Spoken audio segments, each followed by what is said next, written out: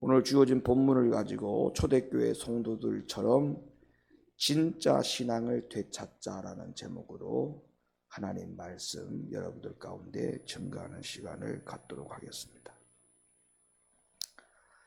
과거 초대교회의 시대에 성도들처럼 신앙생활을 한다는 것은 더군다나 예수를 믿는다는 그 자체는 그냥 교회를 다니는 정도의 수준이 아닙니다.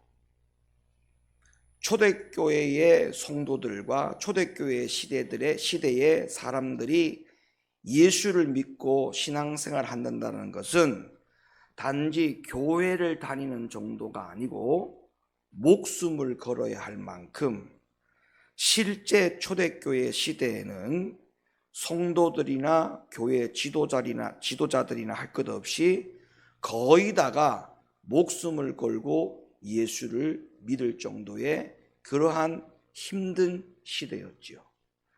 한 예를 들면 바울이 돌에 맞았는데 어떻게 된 일인지를 성경을 한번 확인해 드리겠습니다. 사도행전 14장 19절로부터 22절 말씀. 유대인들이 안디옥과 이고니온에서 와서 무리를 초인하여 돌로 바울을 쳐서 죽은 줄로 알고 성 밖에 끌어내치니라. 제자들이 둘러섰을 때에 바울이 일어나 성에 들어갔다가 이튿날 바나바와 함께 더베로 가서 복음을 그 성에서 전하여 많은 사람을 제자로 삼고 루스드라와 이고니온과 안디옥으로 돌아가서 제자들의 마음을 굳게 하여 이 믿음에 거하라 권하고, 또 우리가 하나님 나라에 들어가려면 많은 환난을 겪어야 할 것이라, 이렇게 말씀했어요.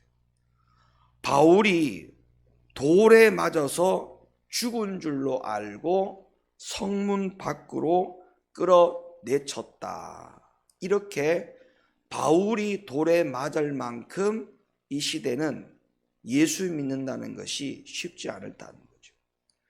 그리고 하나님 나라에 들어가려면 많은 환난을 겪어야 된다라고 할 정도로 예수 믿는 것 자체가 이렇게 목숨을 걸어야 하는 그런 시대였습니다.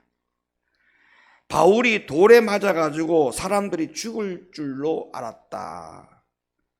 어떤 사람들은 이때 바울이 실제로 죽었고 셋째 하늘을 경험을 했다라고 말할 정도로 바울은 죽은 줄 알았다라고 하는 표현이 성경에 기록되어 있어요. 그런데 죽은 줄로만 알았던 바울이 몸을 털고 일어나서 제자들에게 뭐라고 말을 했다고요? 22절에 보니까 마음을 굳게 하여 이 믿음에 거하라 권하고, 또 우리가 하나님 나라에 들어가려면 많은 환난을 겪어야 한다. 여러분, 돌에 맞아가지고 죽을 지경에 놓여있던 바울이 다시 몸을 털고 일어나서 제자들을 향하여서 이렇게 말한다는 것은요, 쉽지 않습니다. 쉽지 않아요. 바울이 하는 말이 하나님 나라에 들어가려면 많은 환난을 겪어야 된다.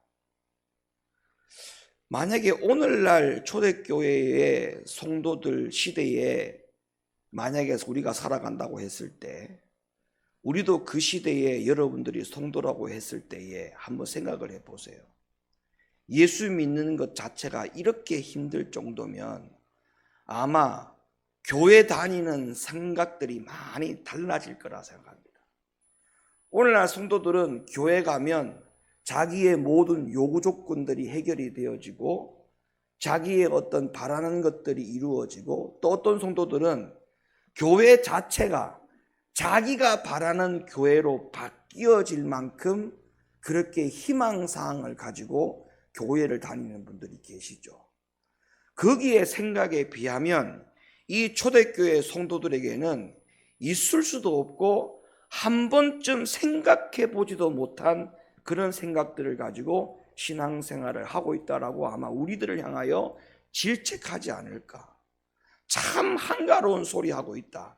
지금 이 시대가 어떤 시대인데 교회가 니들이 원하는 대로 바뀌기를 원하느냐, 어떻게 그렇게 한가한 소리를 하고 있느냐라고 아마 초대교회 성도들이 오늘날 현대 시대를 살아가고 있는 신앙인들에게 그런 질책들을 하고 있지 않을까, 저는 그렇게 생각을 하죠.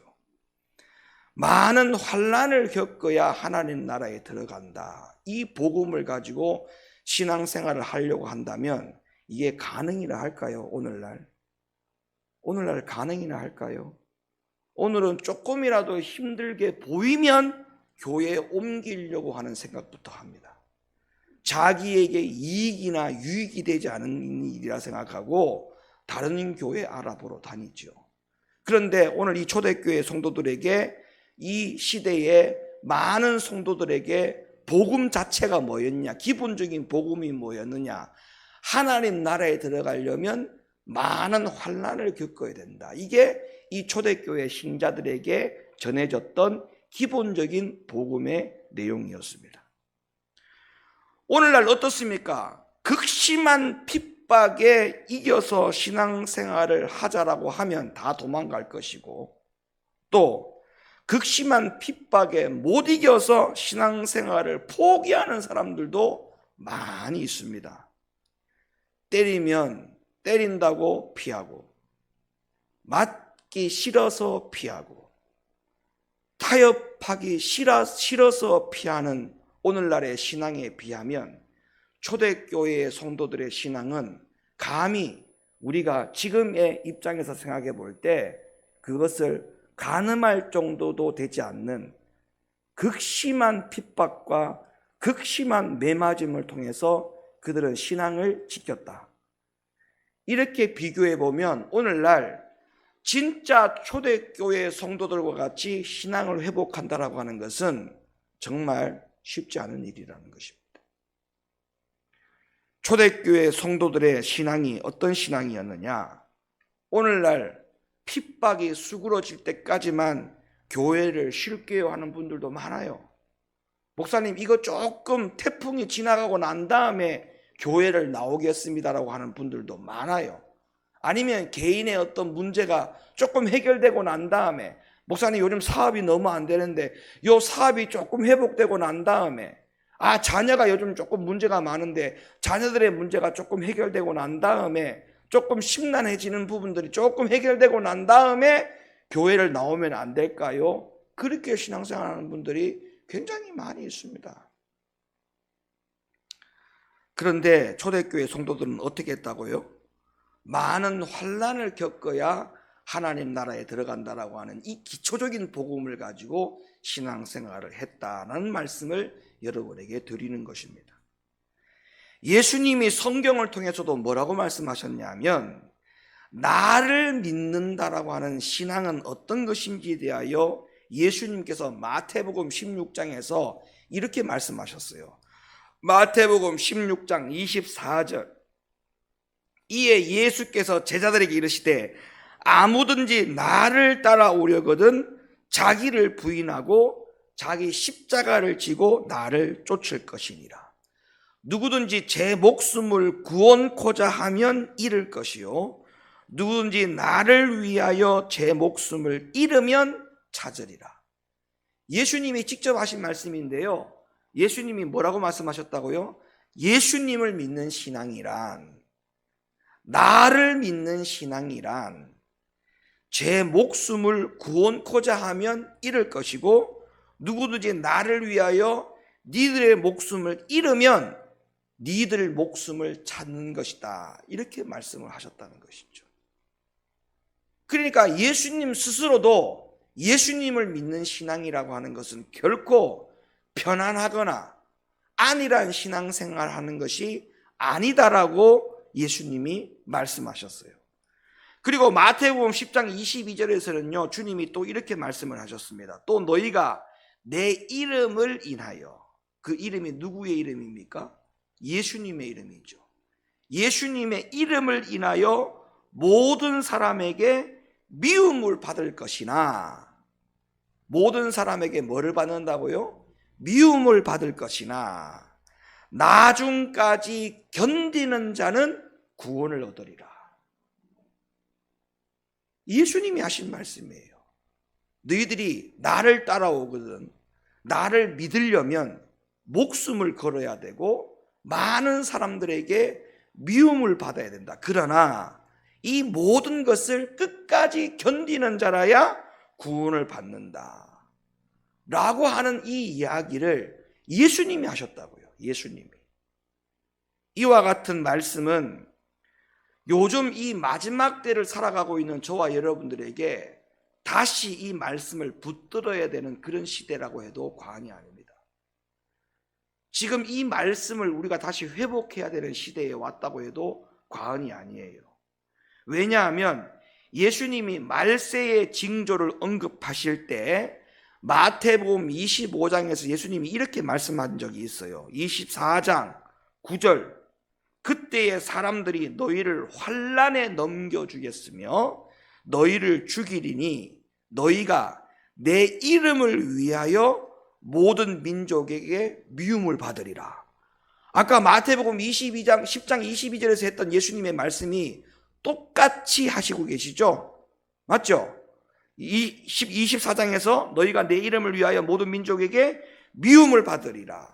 그때에 많은 사람이 시험에 빠져 서로 잡아주고 서로 미워하겠으며 거짓 선지자가 많이 일어나 많은 사람을 미혹하게 하겠으며 불법이 성함으로 많은 사람의 사랑이 식어지리라.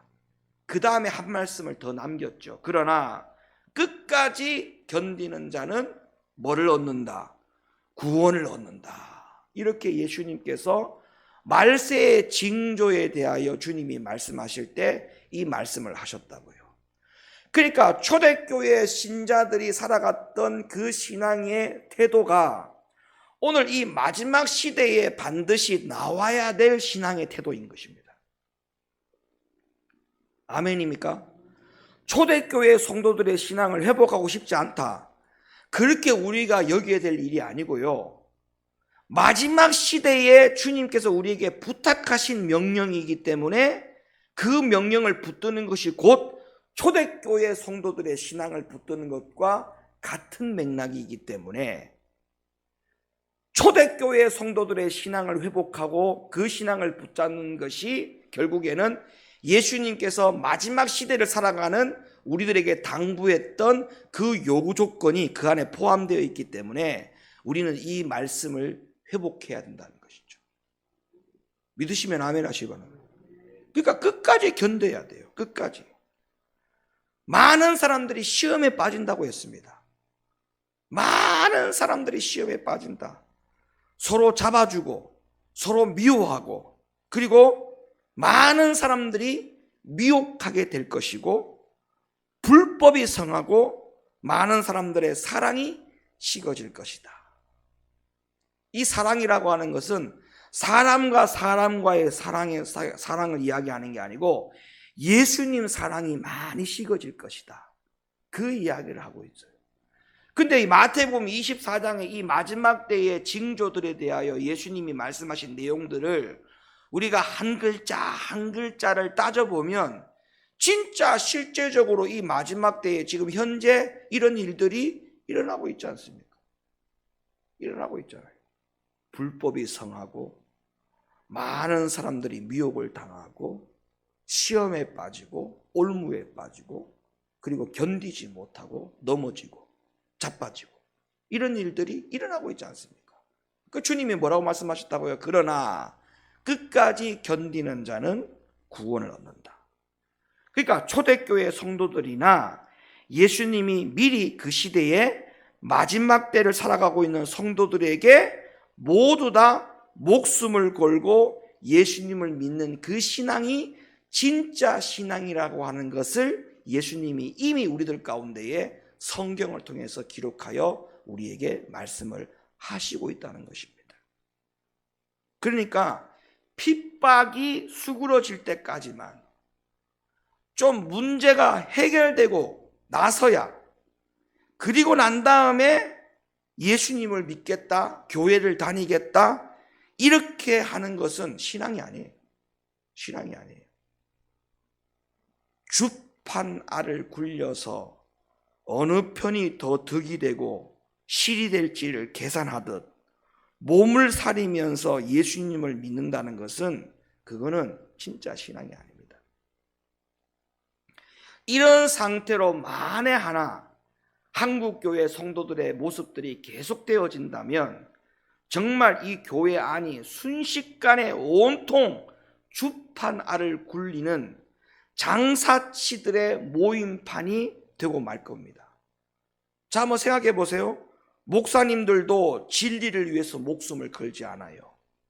성도님들도 자기 형편과 사정이 말씀보다 앞선 상황에서 모두 손익 계산만 하고 있다면 어떻게 그 교회가 예수님의 교회라고 할 수 있겠습니까? 사람들이 장사치로 소굴이 되고 마는 그런 교회라고 할 수밖에 없죠. 왜? 모두 다 자기의 이익을 구하니까요. 목사도 자기의 이익을 구하고 성도들도 자기의 이익을 구한다면 그러면 주님의 이익이 없는 교회니까 그것은 주님의 교회가 아닌 것입니다. 이 교회를 왜 세우셨습니까? 우리의 이익 때문에 교회를 세운 게 아니에요. 주님의 이익을 위해서, 하나님의 이익을 위해서 이 교회가 세워진 것입니다. 우리는 이 교회를 통해서 누구에게 이익을 돌려드려야 되느냐? 저나 여러분들이 받을 이익이 없어요. 모두 다가 주님과 하나님께 이익의 영광을 돌려드려야 됩니다. 그래야 주님이 이 교회를 세우신 뜻이 있고 이 교회를 세우신 목적이 있고 주님이 이 교회를 통해서 기뻐 영광을 받으실 것입니다. 사랑하는 성도 여러분, 우리는 이 교회를 통해서 하나님께 영광을 돌려드리고 이익을 돌려드리는 교회로 성장되었으면 좋겠습니다. 그러기 위해서는 우리의 이익을 다 후순위로 두고 주님의 이익을 1순위로 두는 신앙생활을 해야 되겠죠. 그러려면 초대교회 성도들의 신앙이 회복돼야 됩니다. 그들의 정신이 회복돼야 됩니다. 그들의 신앙의 태도가 회복되어야 됩니다. 그런데 우리가 구체적으로 가만히 한번 생각을 해보고 엄밀히 따져보면 왜 예수 믿는 데 있어서 초대교회 성도들은 그렇게까지 목숨을 걸었고 오늘날 현대시대의 성도들은 왜 그렇게 목숨까지 걸지 않을까라고 생각해 보면 어떤 분들은 말씀을 잘 몰라서 그렇다, 어떤 사람은 믿음이 없어서 그렇다, 어떤 사람은 진리를 아직까지 경험 못해서 그렇다, 여러 가지 이야기들을 많이 할 수 있겠습니다만은 그러나 더 우리가 정확하게 이야기하고 근본적인 이야기를 하자면요, 우리는 그런 이야기를 하기 전에 딱 한 가지 원인 때문이라고 말씀드릴 수밖에 없어요. 그게 바로 뭐냐 하면 초대교회 성도들은 주님을 진짜 사랑했고 오늘날 현대교회 성도들은 주님과 다른 것을 사랑하는 게 너무 많아요. 바로 그 차이입니다. 초대교회 성도들은 주님만 사랑했습니다. 오늘 현대교회 성도들은 주님 말고도 사랑할 것이 너무 많아요. 그러니까 바로 그 차이 때문에 초대교회 성도들은 주님 때문에 목숨을 걸었고 오늘날 현대교회 성도들은 주님 말고도 목숨이 많다라고 생각하는 겁니다. 뭐냐? 자기의 건강도 목숨, 자기의 물질도 목숨, 자기 이름으로 명의가 되어 있는 집도 자기 목숨, 어떤 사람들은 자식도 목숨, 어떤 사람들은 아내도 목숨, 어떤 사람들은 남편도 목숨, 목숨이 너무 많아. 어떤 사람은 자기 사업도 목숨, 다 목숨이거든요. 근데 초대교회 성도들은 목숨이 주님 말고는 없어요. 다른 거는 아무것도 그들 가운데에 가치로 두고 살고 있는 신앙생활을 하고 있지를 않았습니다. 그러니까 뭐라고 그러니까 예수님께서 내 시어미와 며느리가 화목하지 못하게 하고 부모와 자식이 서로 사이좋게 지내지 못하게 하고 그게 무슨 영적인 의미일까요? 그게 목숨이 되면 안 된다는 거예요. 그게 주님만큼 사랑해서는 안 될 문제라는 것입니다. 거기에 전부 다 목숨처럼 여겨지면 주님 말고도 사랑하는 것이 너무 많아지기 때문에 초대교회 성도들과 같은 신앙생활이 정신이 회복될 수가 없다. 그걸 말씀드리는 겁니다. 그러니까 왜 초대교회 성도들은 목숨을 걸고 왜 오늘 이 현대교회 성도들은 목숨을 걸지 않느냐? 뭐 믿음의 차이, 신앙의 차이, 뭐 말씀을 알고 모르는 차이, 기도 생활의 차이, 그거는 부수적인 겁니다. 진짜 근본적인 차이는 예수님만 사랑하느냐, 예수님과 다른 것도 사랑하느냐, 예수님만 목숨으로 여기느냐, 예수님 말고도 다른 것도 목숨으로 여기느냐, 바로 거기에 그 차이가 있는 겁니다. 이렇게 말씀드리면 그건 목사님의 기준이죠 라고 할 수 있겠지만 그게 성경에 있는 이야기예요. 요한 1서 4장 18절에 보면 성경에 이런 말씀이 나와요. 사랑 안에 두려움이 없고 온전한 사랑이 두려움을 내어 쫓는다. 다시, 사랑 안에 두려움이 없고 온전한 사랑이 두려움을 내어 쫓는다. 요 말씀을 그대로 주님 사랑하는 것을 사랑으로만 가지고 와 보세요. 주님만 사랑하면 모든 두려움이 없고 또 그 두려움을 다 내어 쫓을 수 있다 없다? 있다 없다? 있다라고 하는 말씀으로 적용될 수 있겠죠? 맞습니까? 그러니까 제가 드리는 말씀이 제 이야기가 아니고 주님의 이야기인 것입니다. 할렐루야. 그러니까 오늘날의 신앙생활의 영적 싸움이 뭐냐? 뭘까요? 주님만 사랑하는 사랑 싸움 하셔야 돼요. 주님만 사랑하는 이 싸움을 하셔야 돼요. 예수님만 사랑하는 거, 요 싸움을 많이 하셔야 돼요. 예수님이 최고의 나의 목숨이다. 요 신앙생활의 싸움을 해야 초대교회의 신앙생활을 할 수가 있는 겁니다. 이것은 누구를 예외하고 목사도 이 싸움을 해야 되고 성도들도 이 싸움을 해야 되고 장로님들도 이 싸움을 해야 되고 권사님들도 이 싸움 해야 되고 서리 집사님들도 이 싸움 해야 돼요. 누구를 막론하고 이 싸움을 다 해야 됩니다. 그래야 초대교회 성도들의 신자의 모습으로 살아갈 수가 있다는 겁니다. 예수님이 3번씩이나 자신을 배신한 베드로에게 뭐라고 물었습니까? 너 왜 배신했냐? 이렇게 따져 묻지 않았습니다. 주님이 가장 첫 질문이 뭐였습니까? 네가 나를 사랑하느냐? 왜? 거기에 모든 답이 있거든요. 네가 나를 진짜 사랑했더라면 네가 나를 배신 안 했을 텐데 그 문제를 짚은 거예요. 맞습니까? 네가 나를 정말 사랑했다면, 다시 말하면 베드로가 수제자였지 않습니까? 12명의 제자들 중에 수제자입니다. 수제자. 가장 으뜸이 되는 수제자였어요. 수제자로서 벌써 이미 취득이 되었다라고 하는 것은요, 모든 자격에 미흡함이 없었다는 것입니다. 열정적인 면이라든지 일을 처리하는 능력의 면이라든지 뭐 여러 가지 면들을 봤을 때에 나머지 11명의 제자들을 통솔할 만큼 그렇게 리더십도 있는 그런 제자로 주님이 인정했다는 거거든요. 그럼에도 불구하고 주님을 배신하지 않습니까? 왜 배신했다는 겁니까? 주님만 사랑했더라면 네가 배신 안 했을 텐데, 배신한 원인이 네가 나만 사랑해야 되는데 나 말고 네 목숨도 사랑했구나.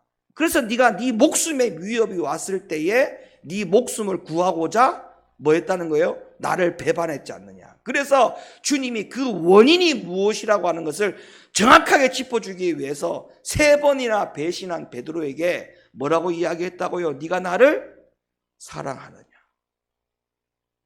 사랑하느냐. 그러면요, 간단해집니다. 천국에 가는 사람은 왜 가는가? 왜 갈까요? 천국에 가는 사람은 왜 가는 겁니까? 결론적으로. 그렇습니다. 간단한 거예요. 결론이 간단한 거예요. 천국 가는 사람들은 왜 가느냐? 주님만 사랑하는 사람이 가는 겁니다. 주님만. 지옥 가는 사람들은 왜 갈까요? 주님도 사랑하고 다른 것도 주님처럼 사랑했기 때문에 지옥 가는 거예요. 왜? 결국에는 주님 외에 사랑하는 그 사랑 때문에 주님 사랑을 포기했기 때문에 결국에는 지옥 가는 겁니다. 그러니까 내 옆에 뭐를 빼면 되느냐? 주님 사랑하는 것 외에 사랑에 대한 자리가 있는 것들을 다 빼면 돼요. 맞죠? 간단하죠? 천국 가는 사람 왜 가느냐? 주님만 사랑해서 가는 거야. 지옥 왜 가느냐? 주님도 사랑하고 돈도 사랑하고 주님도 사랑하고 목숨도 사랑하고 주님도 사랑하고 자식도 사랑하고, 그러니까 그 목숨처럼 여겼던 자식에 대한 문제가 생기니까, 목숨처럼 여기는 사업에 문제가 생기니까, 목숨처럼 여기는 자기의 문제가 생기니까 다 그것 때문에 주님 사랑이 뒤로 물러나지 않습니까? 그러니까 하나님 나라 못 가는 겁니다.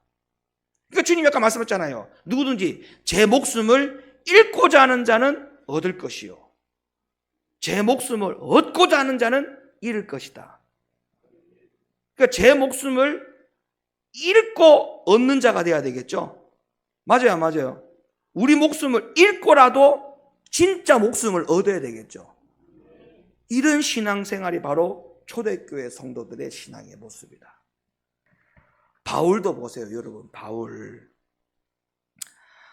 바울은요, 아마 인류 역사상 가장 많은 박해와 고난을 받은 인물 중에 하나가 아닐까, 저는 그렇게 생각합니다.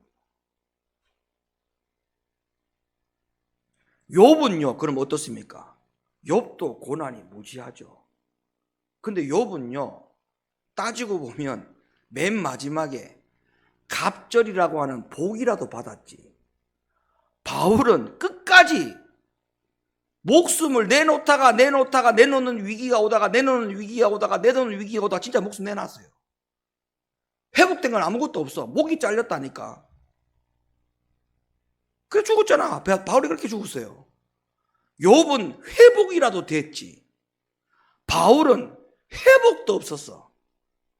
그러니까 인류 역사상 가장 예수님 때문에 가장 많은 박해와 고난을 받은 자가 누구냐 그러면 바울이에요. 바울이라니까. 바울. 그런데 그런 바울이 그 무지막지한 박해를 다 이길 수 있었던 비결이 뭘까요? 오직 하나입니다. 그렇습니다. 답은 그거예요. 성경에 바울이 이렇게까지 박해를 이겼던 비결이 뭐냐라고 했을 때, 바울이 우리들처럼 방언 기도를 많이 했거나 꿈을 보거나 환상을 보거나 은사 체험을 많이 하거나 그런 걸 가지고 박해를 이겼다라고 생각하고 성경을 찾으려고 그러면요, 수십 년을 성경을 뒤적거려도 그 답이 안 나옵니다. 바울이 이길 수 있었던 비결은, 답은 딱 하나입니다. 주님만 사랑했어요. 주님만. 그게 비결이었습니다. 주님만 사랑했어요. 자, 그럼 봐봐요. 바울의 입장을 한번 생각해 봅시다. 바울은 주님만 사랑했어. 주님만 사랑했어. 그러면요, 누가 보더라도 바울은요, 서울 강남 땅에 빌딩을 짓는 축복을 받아야 돼. 안 그래요? 그러면 오늘부터 우리는 입을 닫으셔야 돼. 무슨 입을 닫아야 되느냐? 우리가 바울처럼 주님만 사랑한 적이 없잖아요. 근데 하나님 나에게 서울 강남에 땅 주세요라고 기도하면 돼, 안 돼? 안 돼. 왜? 그러면은 바울도 받아야 돼. 근데 바울도 못 받았는데 내가 감히 어떻게 받아? 이런 생각하면 그냥 그 정리가 돼. 그러니까 예수 믿으면서요, 뭔가 자꾸 환상을 우리가 가지면 안 돼. 여러분, 우리가 그 환상이라고 하는 것은요, 주님이 허락하시는 범위 안에서 우리가 주시면 받으면 되는 것이지, 우리가 그걸 요구할 수 있는 사항이 되는 게 아니에요. 그럼 보세요. 주님은 우리보다 바울의 발끝도 쫓아갈 수 없을 만큼 주님 사랑에 비하면 비교도 안 됩니다. 비교도 안 돼요. 바울은 주님을 사랑하고 그 다음날 어떤 상황이 왔냐? 목숨의 위협이 왔어. 또 자고 일어나면 어저께 주님 사랑하고 한 것밖에 없는데 그럼 오늘 뭐 잘 되거나 복이 있거나 기름진 복이 열려야 될 거 아닙니까? 자고 일어났는데 또 목숨의 위협이 와.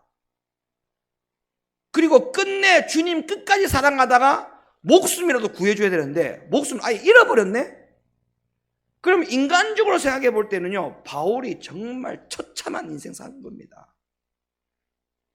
오히려 예수 믿는 사람들 사이에서도 손가락질 받을 수도 있는 거예요. 아이고, 저 덩신 같은 게 맨날 예수 얘기하더니 자기 목숨도 하나 건지지 못하고 다 저렇게 죽어버렸네. 예수 믿는 사람들조차도 아이고, 저 바보 같은 인간 무식하게 예수 믿더니 어떻게 저렇게밖에 안 됐을까? 이렇게 할 수 있었을 거란 말이에요. 근데 그게 이 땅에서 볼 때는 바울이 불쌍한 인생이었지만 하나님 나라에서는 최고의 사람입니다. 이걸 믿으셔야 돼요. 하나님 나라에서는 최고의 사람입니다. 왜? 오늘날 성경을 가지고 있는 저와 여러분들이 신약 27권 중에 바울 서신이라고 하는 13권의 책을 바울의 가르침을 통해서 우리가 복음을 듣고 있지 않습니까?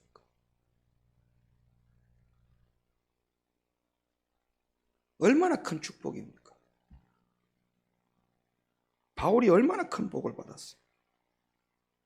그러니까 예수 믿으면서 환난과 핍박을 두려워한다는 것은요, 주님 사랑하지 않기 때문에 오는 한가한 마음입니다. 한가한 마음. 아까 요한 1서에 뭐라고 했어요? 사랑은 두려움을 이겨낸다. 분명히 말씀했잖아요. 근데 환난과 핍박 때문에 예수 믿는 것이 어려워진다? 그건 한가한 소리예요. 주님 사랑하지 않는 한가한 소리입니다. 한가한 소리. 몸을 살인다? 한가한 소리입니다. 결국은 예수님만 온전히 사랑하지 못하기 때문에 오는 한가한 소리다. 그래서 성경에서는 순전히 환난과 핍박 그 자체를 두려워한 것만 문제가 되는 것이 아니고 그 속을 들여다가 보니 진짜 문제는 주님을 진짜 사랑하지 못하기 때문에 환난과 핍박을 두려워하는 것이라고 하는 것을 성경에 우리들 가운데 가르쳐주고 있어요. 계시록 21장 8절 말씀. 그러나 여기 나옵니다. 그러나 21장 8절. 그러나 두려워하는 자들과 이렇게 나와요. 첫 번째가 그러나 21장 8절. 그러나 뭐 하는 자들? 성경을 보세요. 두려워하는 자들과 이렇게 나와요. 두려워하는 자들. 그러면 이 두려워하는 자들이라고 하는 것 결국 누구를 말할까요? 아까 두려워한다는 것은 뭐 때문에 두려워한다고 했어요? 주님만 사랑하지 않기 때문에 오는 것이 두려움이라 했지 않습니까? 그럼 여기서 이 두려워하는 자들이라는 말은 누구를 말하는 걸까요? 주님만 사랑하지 않는 자들을 말하는 거잖아요. 이해가 됩니까 지금? 이해가 됐어요? 정리가 됐어요? 두려워하는 자들과 이거는 두려워서 떠는 자들 말하는 게 아니에요. 예수님만 온전히 사랑하지 않는 자들, 그 자들을 말하는 거예요. 그 다음에 믿지 아니하는 자들과 흉악한 자들과 살인자들과 행음자들과 술객들과 우상숭배자들과 모든 거짓말하는 자들은 시작 불과 유황으로 타는 못에 참여하리니 이것이 둘째 사망이라. 이게 지금 천국 간 거예요? 지옥 간 거예요? 지옥 간 거예요. 누가 지옥에 갔어요? 첫 번째 두려워하는 자들이 갔어요. 그러니까 주님만 사랑하지 않으면 어디 간다는 거예요? 결론적으로 지옥 간다는 거잖아요. 그 말씀이 맞잖아요. 말씀이 맞잖아요. 주님만 사랑해야 천국 갑니다. 주님만 사랑해야 천국 갑니다. 주님만 사랑해야 천국 갑니다. 성경에 있는 말이에요. 성경에 있는 말.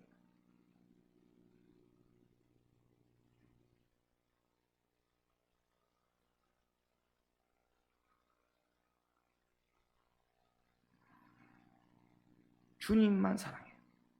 그래서 왜 주님만 사랑해야 되냐? 아까 요한 1서에서 말씀했잖아. 사랑하면 두려움을 이겨낸다. 그 요한 1서 5장 3절에 보면 하나님을 사랑하는 것은 이것이니 우리가 그의 계명을 지키는 것이다. 그러니까 주님만 사랑해야 이게 다 가능해지는 거예요. 주님만 사랑해야 이게 다 가능한 겁니다. 주님만 사랑해야 목숨도 걸고, 주님만 사랑해야 핍박을 이길 수가 있고 환난도 이길 수가 있고, 주님만 사랑해야 계명도 지킬 수가 있고, 그리고 결론적으로 주님만 사랑하게 되니까 하나님 나라에 들어가는 거죠. 아멘입니까? 그러니까 뭐죠? 비결이 뭐죠? 주님만 사랑하는 거예요. 주님만 사랑하는 거예요. 주님만 사랑하는 거예요. 여러분, 하나님 나라 들어가려면 넓은 문으로 가라 했어요? 좁은 문으로 가라 했어요? 좁은 문으로 가라 했어요. 좁은 문으로 가라 했어요. 그게 이제 이런 의미인 거죠. 봐봐요.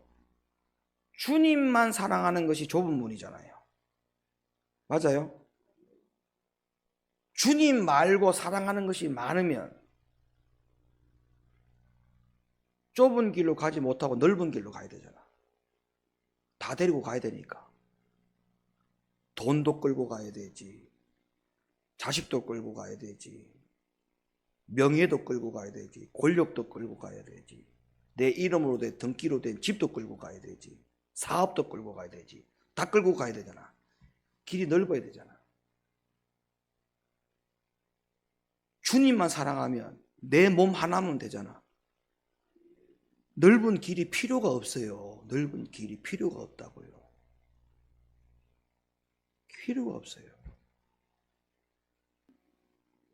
여러분, 연세 들고 자기 몸 하나면 큰 집에서 사는 게 유익입니까? 그게? 아닙니다. 큰 집에서 안 살아요. 그냥 줘도 못 살걸요. 싫다고 할 겁니다, 아마.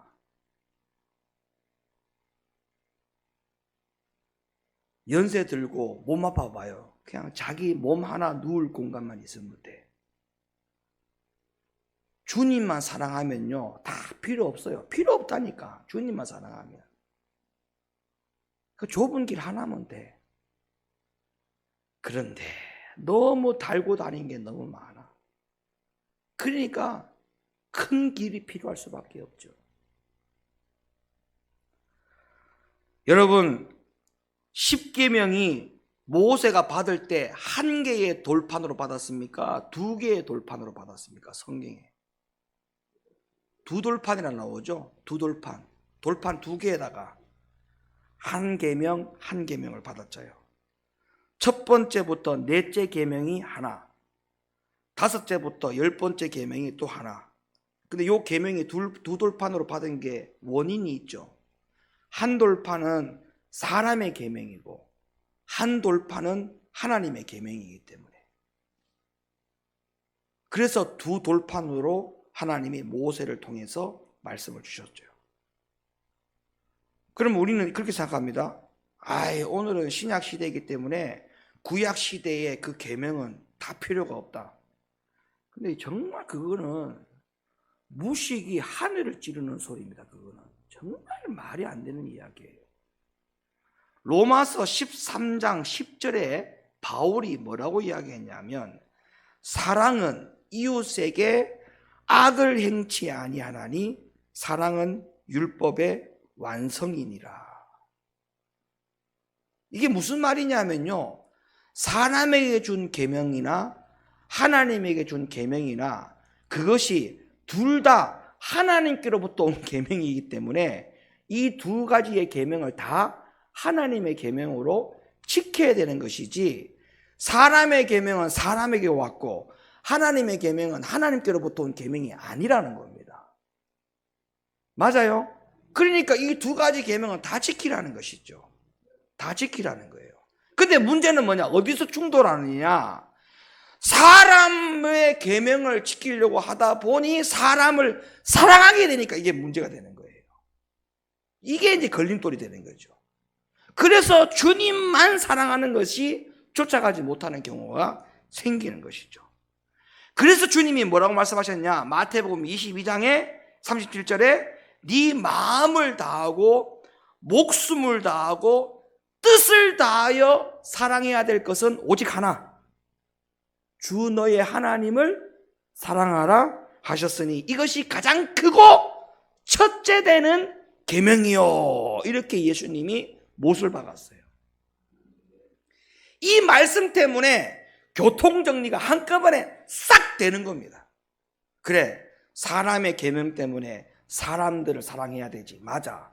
그리고 하나님의 계명 때문에 하나님 사랑해야 되는 게 맞아. 그러나 가장 첫째가 되고 가장 큰 계명이 뭐냐? 네 마음과 목숨과 뜻을 다하여 사랑해야 될 것은 사람이 아니고 누구다? 주 너의 하나님이다. 이해가 됐습니까? 그러니까 필요 없어요. 다 소용없어요. 어떤 변명을 해도 소용없어요. 주님만 사랑하는 것에 대해서는 이것은 계명입니다. 계명. 부탁이 아니에요. 부탁합니다. 주님 좀 사랑해 주세요. 이게 아니고 계명이에요. 지켜라. 명령이에요. 명령. 그래서 우리 사랑하는 높은뜻 교회 성도 여러분, 목숨을 다하고 뜻을 다하여 힘을 다하여 주 너의 하나님을 가장 많이 사랑하시기를, 그리하여서 초대교회 성도들의 신앙이 회복되어질 수 있기를 예수님의 이름으로 간절히 축복합니다. 축복합니다.